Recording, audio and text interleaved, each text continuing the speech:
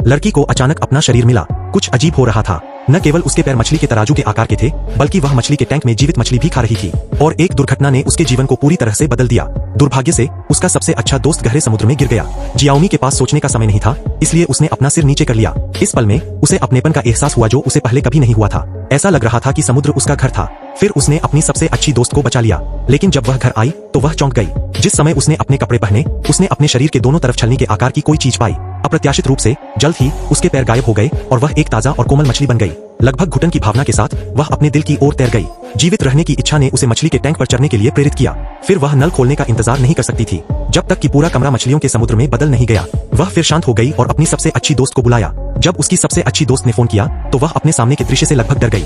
वह अपने सामने के अजीब दृश्य पर विश्वास करने की हिम्मत नहीं कर पाई, लेकिन फिर भी उसने अपने डर को दबा लिया। वह जियाओमी को पास के समुद्र में ले गई, लेकिन जब जियाओमी ने समुद्र देखा तो वह बेहद उत्साहित हो गई। ऐसा लगता है कि समुद्र ही वह जगह है जहां उसे जाना चाहिए। फिर उसने अपनी मां को फोन किया। वह अपने परिवार को अलविदा कहने के लिए सहन नहीं कर सकी। फिर वह अपनी सबसे अच्छी दोस्त के साथ समुद्र के किनारे चुपचाप बैठ गई। हालांकि वह इसे सहन नहीं कर सकी, लेकिन वह आखिरकार समुद्र पर चढ़ गई। इस समय जियाओमी एक अनाथ की तरह थी जो जमीन पर गिर गई थी। वह समुद्र में अकेले स्वतंत्र रूप से तैर रही थी।